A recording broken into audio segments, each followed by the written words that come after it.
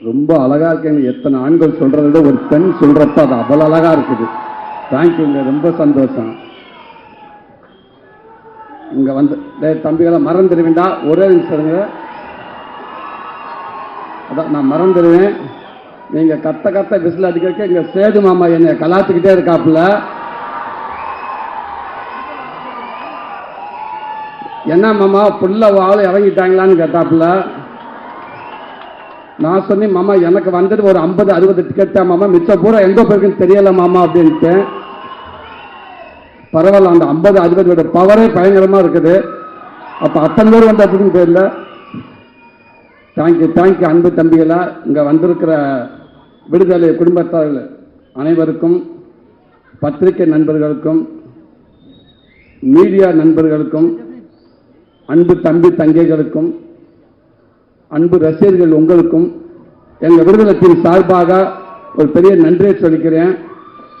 இந்த விழா நாயகன் எங்க ஐயா, நம்ம ராசா இளையராஜா ஐயா. இந்த விழா மட்டும் கிடையாது, இந்த பாடல் விழா மட்டும் கிடையாது. பாடல் விழாவாக இருக்கட்டும், காது குத்து விழாவாக இருக்கட்டும், கோவில் விழாவாக இருக்கட்டும், திருமண விழாவாக இருக்கட்டும், எந்த விழாவாக இருந்தாலும் கடந்த 49 வருஷம் அவர் தான் ஒரே நாயகன். எல்லாத்துக்கும் அவர் தான் இருந்திருக்காரு.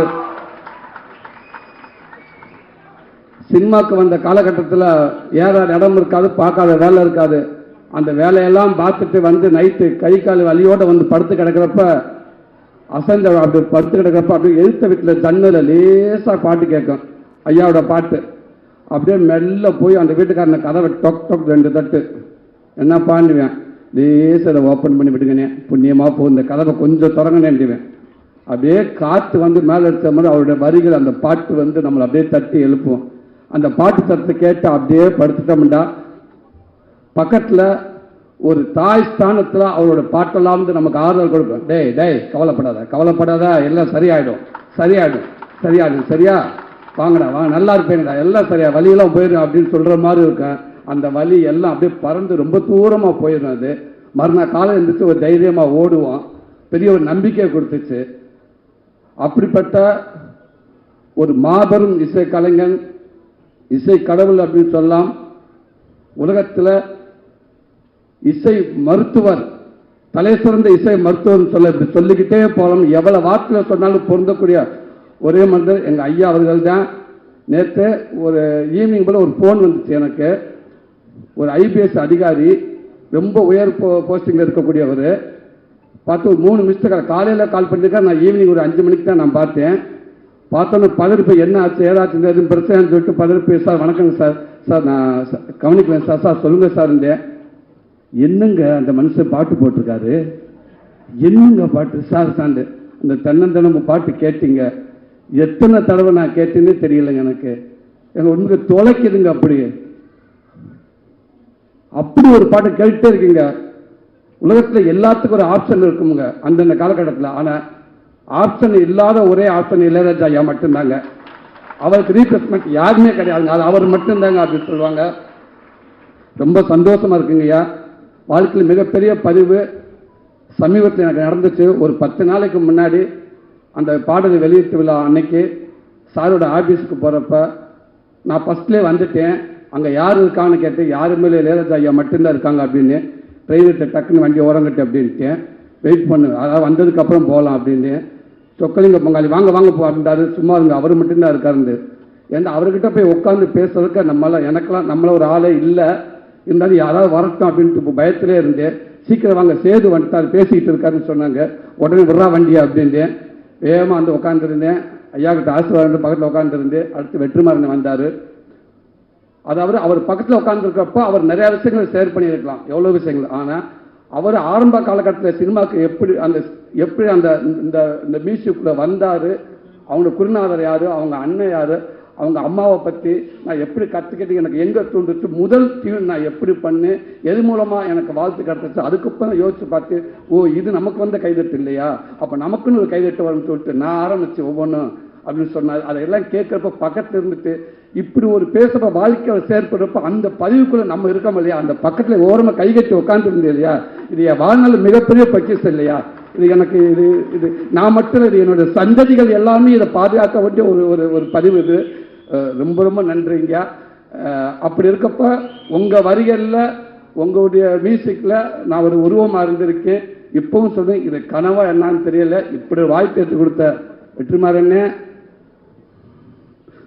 இதுக்கு எதுவுமே தெரியாதுங்க. ரொம்ப ரொம்ப நன்றிங்க. அடுத்துங்க வந்து ராஜ்மேன் சார், உங்களோட ஒர்க் பண்ண ரொம்ப நன்றி சார். இந்த படத்தில் அவன் வில்லன்களை வந்து கத்தி சத்தம் வந்து கத்தின்னு சொல்லுங்க, கண்ணு கண்ணு எதுவுமே இல்லாமல் ஒரு கொடூர வில்லன் அப்படின்னா படத்துக்குள்ளே சொல்கிறேன், உங்களை மட்டும்தான் சொல்லணும் சார். அப்படி ஒரு பதிவாக இருக்குது அண்ணனோட இது. நீங்கள் பார்ப்பீங்க, அந்த விடுதலை ஒன்று பார்த்தீங்க இல்லையா, இப்போ விடுதலை 2ல் பார்ப்பீங்க. அவரோட அற்புதமான ஒரு ஆக்டிங்க. வாழ்த்துக்கள் உங்களோட ஒர்க் பண்ணல ஜாக்கியண்ணே, வழக்கம்பண்ணே. நீங்கள் இருந்தாலும் நீங்கள் எல்லாத்தாலும் உங்களுடைய பங்களிப்பு சினிமாக்குள்ள அதிகமாகவே இருந்துக்கிட்டே இருக்குன்னு ரொம்ப சந்தோஷம். உங்களுக்கு வாழ்த்துக்கள். சேர்த்துனானே உங்களுக்கும் வாழ்த்துக்கள்னே. சாரி, நம்ம எல்லாம் ஒன்றா தான் இருந்தாலும் நான் நீங்கள் சீனியர் அடிப்படையில் சொல்கிறேன். ரொம்ப சந்தோஷம் உங்களுக்கு ஒர்க் பண்ணல. அன்பு தம்பி கவின், நீ சொன்ன மாதிரி அந்த கேரளாவில் நீங்கள் கருணாசனன் நடிக்கிறப்ப நீ நடிச்சுக்கிட்டு இருந்தால், நானும் கேரளா ஃபஸ்ட்டு மலையாள படத்தை கூட்டி போயிட்டாங்க. அங்கே போய் நடிச்சுக்கிட்டு இந்த ஆரம்ப காலகட்டத்தில் டக்குன்னு பிரேக்குன்னு விட்டுருவாங்க, எங்கே போய் உட்காருன்னு தெரியாது. மழை பெஞ்சு ஒரு ஓரமாக ஒண்டிக்கிட்டு வந்து உட்காந்துருந்து நான். அப்போ நீ வந்தால் அண்ணன் அவங்க அப்பா வந்ததுனால பார்த்து பேசிட்டு இருந்து நிறைய விஷயங்கள் அண்ணன் சொன்னார். இன்னைக்கு இந்த படம் பார்க்குறப்ப வெற்றிமாறன் ஒரு 2 சீன் போட்டு காட்டினாங்க. அதில் அவனுடைய பங்களிப்பு அப்படி இருக்குது. வாழ்த்துக்கள் தம்பி. சினிமாவில் அவர் மூலமாக கண்டிப்பாக மிகப்பெரிய உனக்கு ஒரு நல்ல இடம் இருக்குன்னு நான் நம்புகிறேன். உடம்பு அவ்வளோ சூப்பராக வச்சுருந்தேன், செம்ம ஃபைட் பண்ணியிருந்தேன் தம்பி. வாழ்த்துக்கள் தம்பி. வணக்கம். ப்ரொடியூசர் அண்ணன், நீங்கள் அடிக்கடி சொல்லுவீங்க, எங்கே ஆரம்பித்து எங்கேயோ வந்து நின்றுருக்கு. இது எல்லாமே ஒன்றுமில்லை, இறைவன் தான். வெற்றி சமயத்துக்கு நம்பிக்கை தான், அவர் வச்சுருக்காரு. ஒன்று மனசை நல்லா ஹாப்பியாக வச்சுக்கிடுவோம், நமக்கு எல்லாமே நல்லதாகவே நடக்கும். ஒரு படம் ஆரம்பிக்கிறது எப்படி, அதை எங்கே போய் முடிக்கணும் அந்த படத்துக்கு தெரியும். அதை தேடிக்கிட்டே இருக்குது, அது போய்கிட்டே இருக்குது. அது ஒரு நல்ல இடத்துல போய் நிற்கும் கண்டிப்பாக அப்படின்னு சொல்லுவீங்க. அது உங்களுடைய எண்ணம் போல்னே. கண்டிப்பாக இந்த படம் மிகப்பெரிய அடுத்த படம் எப்படி விடுதலை 1 உங்கள் எல்லாத்துக்கும் பிடிச்சிட்டு, விடுதலை 2 உங்கள் எல்லாத்துக்கும் பிடிக்கும்னு நான் நம்புகிறேன். கண்டிப்பாக நல்லாயிருக்கும். உங்களுக்கு நன்றிண்ணே, வாழ்த்துக்களுங்கண்ணே. பவான் சரி, ரொம்ப சந்தோஷம் உங்களை ஒர்க் பண்ணிருக்கு, ரொம்ப சந்தோஷம். அண்ணா பட்டினம், உங்களுக்கு நன்றி மேம். தமிழண்ணே நன்றிங்கண்ணே. சார் உங்களுக்கு வாழ்த்துக்கள் சார். சேது மாமா, லவி மாமா, கொஞ்சம் படம் பார்த்தேன். படம் பார்த்ததுக்கு அப்புறம் நான் சொன்னேன், இந்த லவ் ஏரியா ஒன்று பண்ணியிருக்காரு மனுஷன், வேற லெவல். அது உண்மைக்கு, அதாவது டைலாக் பேசி ஆக்ஷன் பண்ணி நடிச்சிடலாம். ஒரு 5 நிமிஷம் ஒரு 10 செகண்ட் ஒரு லவ்வை வந்து லவ் பண்ணி நம்மளை ஹோல்ட் பண்ணுறது பெரிய விஷயம். ஆனால் ஒரு சீன் ஃபுல்லாக மஞ்சு மேம் மாமாவை சேர்ந்து டைலாக்கே பேசாமல் அந்த ஒரு சீன் ஃபுல்லாக ஒரு லவ்வை எப்படி சொல்கிறது, உன்னை எனக்கு பிடிச்சிருக்கா அப்படின்னு கேட்குறக்கு அவர் ஒரு ஆக்ட் பண்ணியிருப்பாப்புல. மிகப்பெரிய ஆக்டிங் அது மிகப்பெரிய ஆக்டிங். நம்மளை அறியாமல் ஒரு நடிகை நடிக்கிறப்போ பார்க்குறப்ப நம்ம அந்த மூஞ்சி நம்ம கை காலம் நம்மளை அறியாமல் அவங்களோட அப்படியே போய்கிட்டே இருக்கும். அப்படி ஒரு அந்த சீன் அது. ஐ லவ் யூ மாமா. இதான் மாமா, நீ இன்னும் மேலும் நீ மிகப்பெரிய இடத்துல இருக்க மாமா. இந்த படம் இன்னும் மேலும் மிகப்பெரிய நடிகனாக கொண்டு போய் சேர்க்கணும்னு நான் இறைவனை நம்புறேன் மாமா. வாழ்த்துக்கள் மாமா. எங்கள் அண்ணன் வெற்றிமாறன், எப்படி சொல்கிறது, விடுதலைக்கு முன் சூரி, விடுதலைக்கு பின் சூரி, கீப்பு மாதிரி அப்படி மாற்றி எழுதலாம். வெற்றிமாறன்ங்கிற யூனிவர்சிட்டியில் விடுதலைங்கிற ஒரு டிகிரி படித்ததுக்கு அப்புறம் தான் என் வாழ்க்கையே மாறிடுச்சு நான் நினைக்கிறேன்.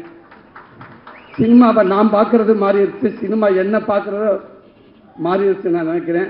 அதுக்கு முன்னாடியெல்லாம் வந்து என்னோடய படங்கள்லாம் பார்த்துட்டு வந்து உங்கள் படங்கள் நல்லா இருக்குது, காமெடிகளாக நல்லா இருக்குது, அந்த காமெடி நல்லா இருக்குது, இந்த நல்ல ஃப்ளோவில் போயிட்டு இருக்குடா, கொஞ்சம் அமைதியாரா, அந்த காமெடி நல்லா இருக்குது, இந்த காமெடி நல்லா இருக்குன்னு சொல்லுவாங்க. அப்போ நான் சொல்லி உண்மைக்கு டைரக்டருக்கு ரொம்ப நன்றிங்க அப்படின்னு சொல்லுவேன். ஆனால் இன்றைக்கி என்னை பார்க்குறப்ப உண்மைக்கு ஒரு நல்ல நடிகனாக இருக்கீங்க நீங்கள். அந்த இடத்த அந்த படங்களை பார்க்க சூப்பராக நடிச்சிருக்கீங்க, இந்த சீன் நல்லா நடிச்சிருக்கீங்க, நீங்கள் குமரசனாகவே இருக்கீங்க. உங்களை பார்க்குறப்ப அந்த சூரியன்றது எங்கேயுமே தெரியல, குமரசனாகவே இருக்குது அப்படின்னு சொல்லுவாங்க எல்லாரும். உண்மைக்கு எனக்கு ரொம்ப சந்தோஷமாக இருக்குது. அது மூலமாக எனக்கு ஒரு கைடன்ற அண்ணன் மூலமாக ஒரு கைடன்ற ஒன்று கிடச்சிச்சு. அதுக்கும் எனக்கு நல்ல பேர் வாங்கி கொடுத்துச்சு. கொட்டுக்காளிங்கிற படமும் எனக்கு நல்ல பேர் வாங்கி கொடுத்துச்சு. எவ்வளோ பேர் என்னை வாழ்த்துனாங்க. கமலஹாசன் சார் அதை பார்த்துட்டு ஒரு 4 பக்கம் லெட்ரு எனக்கு கொடுத்தாரு, எங்கள் டீமுக்கு கொடுத்தாரு. அதில் அந்த சூரியங்கிற ஒருத்தர் எங்கேயுமே தெரியல, பாண்டியாருன்னு தெரிஞ்சாருன்னு சொன்னார். இது எல்லாத்துக்கும் காரணம் வெற்றிமாறன் அண்ணன் மட்டும்தான். இது அவர் தான் எல்லாத்துக்கும் காரணம். அவர் ஆரம்பித்து வச்சது தான் இன்னைக்கு இவ்வளோ தூரத்துக்கு போயிட்டு இருக்கு நான் நினைக்கிறேன். ரொம்ப நன்றிங்கண்ணே. இதை நான் முடிஞ்ச அளவுக்கு நான் ஒரு நல்ல பேரோட நான் கொண்டு போயிருக்கு நான் நினைக்கிறேன்னே, நான் நம்புறேனே.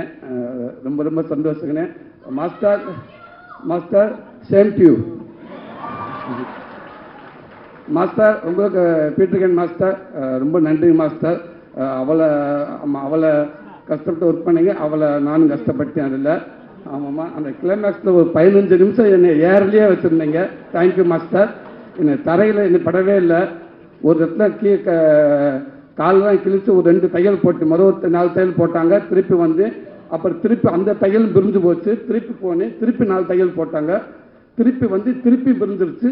திரும்பி அங்கே போகலான்னு சொக்கலிந்து கேட்குறப்ப சொக்கலிந்து சொன்னார், அந்த டாக்டர் பொண்ணே இப்படி மனுஷன், வேறு ஹாஸ்பிட்டலுக்கு போகலாம் அப்படின்ட்டாரு. திருப்பி அந்த டாக்டர்கிட்ட போனோம். அவர் அப்படியே பார்த்தாரு, ஏன்னா விளையாடுறீங்களான்னு கேட்டார். இல்லைங்க இது கேட்குறாங்க பீட்டர்கன் மாஸ்டருக்கு, அவர்கிட்ட போய் கேளுங்க அப்படின்னு. இவ்வளோ வேலையில் உட்காந்துருக்க போய் ஹஸ்பண்ட் சொல்லிக்கிட்டே இருப்பேன், தயவு செய்து வீட்டில் இருந்து போனீங்க வந்து எதுவும் சொல்லிடுறாங்கன்னா எதுவும் சொல்ல வேணாம் அப்படின்னு சொல்லியிருந்தேன். அதை மீறி ஃபோன் வந்துக்கிட்டே இருந்துச்சு. டேய் சுரேஷ் நீ எதுவும் சொன்னியா, நான் சொல்ல சார். டே நீ சொன்னியா, நான் சொல்லலை. ஏன் அப்போ ஃபோன் மாற்றி மாற்றி அடிச்சுக்கிட்டே இருக்கா? அவங்க சொல்லவே இல்லை சார். இந்த ஃபோன் வந்துச்சு சார், திருப்பி ஃபோன் வருது கொடு. என்னம்மா ஏங்க அப்படி பண்ணுறீங்க, சொல்லவே மாட்டேங்கிறாங்க. நான் தான் சொல்லவே நான் சொல்லியிருந்தேன். உனக்கு எப்படி தெரியும்? அந்த பக்கத்து வீட்டுக்காரங்க சொன்னாங்க. அவங்களுக்கு எப்படி தெரியும்? அவங்க தாங்க சொன்னாங்க, கொடைக்கானலில் மலை பூண்டு கிலோ வந்து 150 ரூபாயாமுங்க, தக்காளி 200 ரூபாயாங்க, சின்ன வெங்காயம் இருக்குங்க, இந்த கொம்பு தேன் இல்லை அதெல்லாம் வாங்கிட்டு வாங்கிட்டாங்க. கொம்பு தேன் சிம்பு தேன் ஒன்று பொண்ணே விடுவேன். இங்கே நான் இருக்கிற இருப்பேன்னா காலை ஒட்ட வச்சுக்கிட்டு இருக்கிறேன். கொம்பு தேனும் மலை பூண்டா வைய அப்படின்னு. இதுதாங்க எங்கள் வீட்டில் இருக்கிறது போல. இதுதான் வாழ்க்கை முடிஞ்சு போச்சு. ஸோ அப்படி ஒரு பெரிய நினைவுகளை கொடுத்துக்கிட்டே இருக்கீங்க மாஸ்டர். அடுத்தடுத்து உங்களுக்கு ஒரு பண்ணிட்டு நினைக்கிறேன் master. Thank you master, thank you master. இவ்வளோ நேரம் எனக்கு ஒரு நல்ல ஒரு வாய்ப்பு கொடுத்தீங்க. இப்படி மீண்டும் இந்த விடுதலை படம் உங்கள் எல்லாத்தையும் ஒரு திருப்திகரமான ஒரு படமாக அமையும் அப்படின்னு நான் நம்புகிறேன். இங்கே வந்திருக்க அத்தனை பேர்த்துக்கும் நன்றி. Thank you thank you.